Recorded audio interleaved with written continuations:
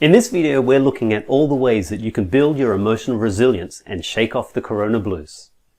Hi, I'm Jason White and I'm all about people development. I'm an executive coach and leadership facilitator. Like this video or share it with someone who you think might benefit from it. As the world is facing the novel coronavirus known as COVID-19, different countries are at different stages of penetration and response levels. Some countries are further down the response path and some are responding now as the levels rise. In this video, I'm not offering health advice. Check your government and health experts for health advice. What I'm discussing in this video is emotional resilience. As I coach people from many countries, it's been interesting to discuss the situation and how it's impacting their lives. In many places, people have been working from home, some have been laid off, others have had schools cancelled, and so people are thrust into their homes in close proximity and are impacted by a total loss of routine and social distancing from friends and often close family. I've been living in Hong Kong for the last 10 years, and here are some pictures of us with our masks on in Hong Kong. Our doctors there sent a newsletter in February 2020 saying that they were seeing two epidemics, one of the coronavirus and one of fear. Fear serves us and helps us when it keeps us safe. But fear unmanaged can cause us to worry beyond what is reasonable and can contribute to what I heard someone call the corona blues. So what can we do to shake off the corona blues? Karen Reivich describes resilience like this. Resilience is the set of capacities that enable you to respond effectively to adversity, bouncing back and overcoming, drawing on your internal and external resources to deal with adversity and setback.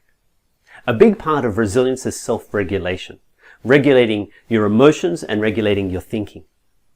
This is where each of us can have a measure of influence. David Rock from the Neuroleadership Institute developed the SCARF model for understanding what the brain is scanning for by way of threats and rewards. And two elements of the SCARF model are certainty and relatedness. Certainty and relatedness. With certainty, our brains are wired to scan for certainty. Often, at times of disruption, we don't have certainty. But choosing to build your own routine and make decisions can reinstate a level of certainty even while the larger context remains uncertain. I saw this humorous picture on Facebook of a man standing in his bathtub trying to maintain his daily routine of catching the train. Also, relatedness.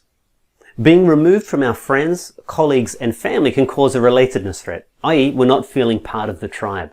This can be further impacted when we experience choices around who we do and don't connect with.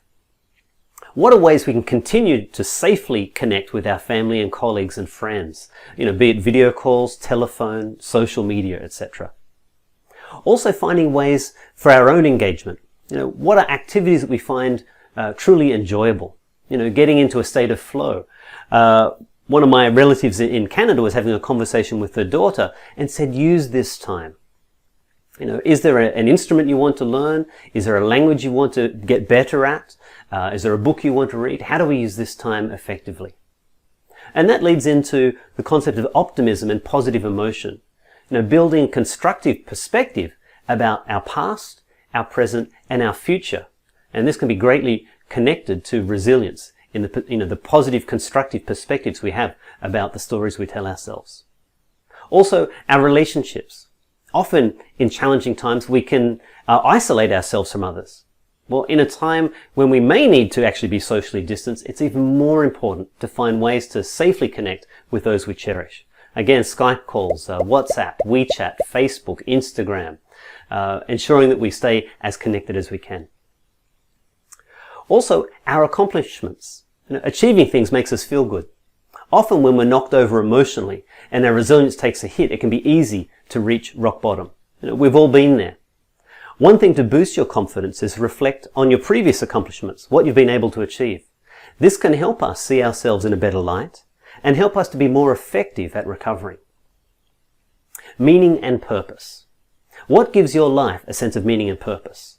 Looking for ways to work on what you feel makes a difference can help you feel a greater sense of purpose.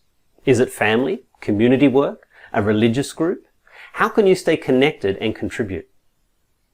Is it a brainstorm? Is it an article? Is it planning or research? Because planning and preparation for post-virus actions can ensure that you've made good use of your time when the situation improves. Random acts of kindness. If you've been stockpiling resources, toilet paper, like this picture, or hand sanitizer, etc., why not share a little with the elderly person down the street? Simple random acts of kindness do a huge amount for your own resilience and positive emotion. And they make a massive difference to the other person, both in the act of kindness and the items that you shared. So why not share comments about what you've been doing to stay resilient? What are your tips and tricks for shaking off the corona blues? Be sure to like this video and share it with someone who you think might find it useful. I heard this from a teacher in China. So to those just beginning this journey, you will get through it. Listen to what you are told, follow the rules and look out for each other. There is light at the end of the tunnel. Stay safe and keep building your resilience.